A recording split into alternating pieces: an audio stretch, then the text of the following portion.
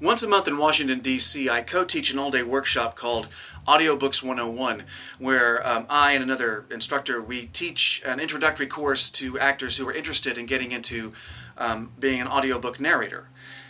In the morning, I teach the class about audio narration technique, what's required of you as a narrator, the preparation you need to do, what's expected of you when you're in the booth working. And then in the afternoon, either I have my friend Eric Sinistvedt, who's a voiceover artist and audiobook narrator, do a class about how to break into the industry itself, or I have my friend Craig Klein, who's a voiceover artist and former radio producer, come in and teach a class about how to set up your studio on a budget so you don't have to spend an arm and a leg.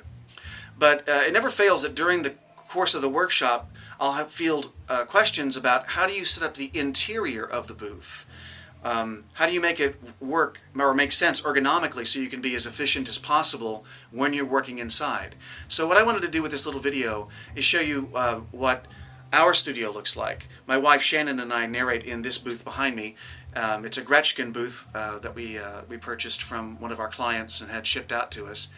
And how these little tiny things about where the placement of certain objects are in the booth can really help you focus on what's most important, which is you focusing on the text and delivering a really interesting read. So let's get started. But before we actually go inside the studio, I wanted to talk about one issue that often gets overlooked when people are putting their booth together, which is, what are you going to sit on?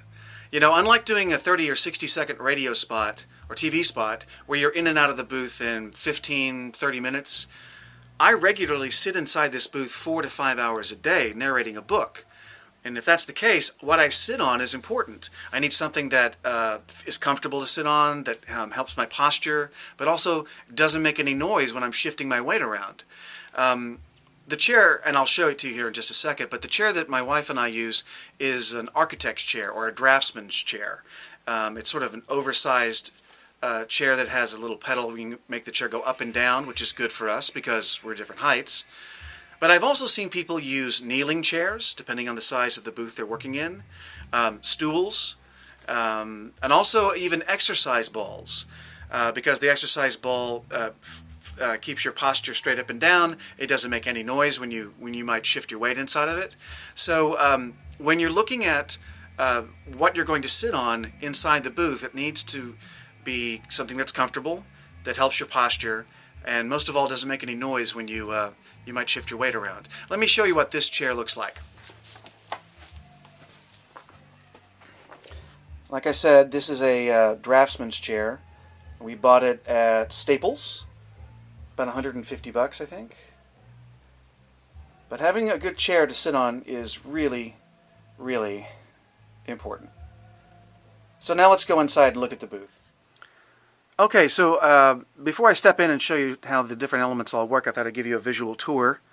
The first thing to notice is that when the booth first came, it was covered in this black acoustic foam. So I cut out about a 2-foot wide section around the interior, then screwed in some 2x2s along the wall, and then cut some plywood to make shelves.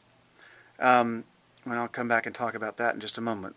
But starting from the very top, you'll see that I've put a piece of wood to the ceiling, and we've clipped our light that we shine on our text from there, but we also have affixed the stand for our microphone, so it actually hangs from the ceiling. The reason we did that was it made most sense given the space constraints of the studio. And also, you'll notice that the microphone does not have a pop filter on it. It's because this AKG microphone is in a cardioid sound shape, if you know what the different terminologies are. And as in the cardioid shape, we can actually just talk past the microphone, and we don't have any issues with making pops on it with plosives like P's and F's and so on. So on the top shelf, you'll see that in the back there is our flat screen, which is connected by cables to our mini Mac, which is outside the studio. And we don't keep the computer in the booth with us because we don't want to hear the fan on the microphone. And then, of course, moving across to the right, you'll see there's the stand we actually put the book or text on that we're narrating. And that's actually set fairly high so that when you're in the seat recording, you're just about at eye level to the text itself.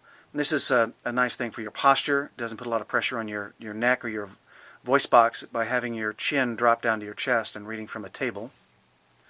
Then to the right of that, you'll see there's a little clipboard. It's a nice place to keep notes, pronunciation for the text you're working on, or any other kinds of notes you need. But what's important is when you're sitting in the chair is that all three of these things you need to be looking at, the flat screen, the text, and your notes, are all pretty much at eye level. So you can keep your head and your chin elevated at all times. And then, of course, over here we have a little window so we can see who might be coming into the office while we're working. And then panning down to the next level, you'll see there's the good old Merriam-Webster. It's our big monster dictionary. I've yet to find a website that has everything that the Merriam-Webster does. Even the Merriam-Webster website. It's a really good thing to have handy. And then along the back here, you see that we've got our keyboard and our mouse, which also run out to the Mac Mini, which is outside the studio. And some clips and pens and paper and all that good stuff you might need. You'll also notice that the orientation of where we're at is into the corner of the booth. And there's a couple reasons we did that. One is by going into the corner of the booth. This booth is 4x6 inside. By going in at a diagonal, we actually give ourselves much more elbow room side to side to work with, so we can have more stuff in the booth itself. And because my wife and I don't have very deep, bassy kinds of voices, it's all right for us to go into the corner. Usually low-frequency sounds tend to get stuck in corners inside a booth, but we really don't have that issue because I'm sort of have a tenor voice and my wife has a light alto. Moving across, once again, there's some more texts to look at, whether it's geographic dictionary or biographical dictionary. Sometimes it's still hard to find pronunciations for some words you're looking for, and it's always good to have a backup. And then in front of those books, you see we have our Sony headphones, just the studio monitor version that go over the ear. We find those to be most comfortable. And then finally, there's a little clipboard here where we keep, any kind of little notes or copy or whatever we might need for a particular project. Then on the floor, of course, got to have a trash can. And over in the corner, there's that little green wedge. Sometimes we put our feet up on that for comfort. And then I move the power strip down so you can see where we plug everything in. And of course, that goes out of the studio box itself. So let me go inside now, and I'm going to show you sort of how all this sort of fits together when you're actually in it. So I've moved the chair in, and now I'm getting ready to work for the day. And so as you can see, when I turn around to look into the text itself, it's pretty much right at eye level. Of course, the computer screen is also at eye level, and my notes are. So everything I need to look at is all here, and I don't have to drop my chin up and down to look for things, and that can get really tiresome hour after hour. Then, of course, the keyboard's at the right height, so is the mouse. And the microphone is close to my face, but just off of center.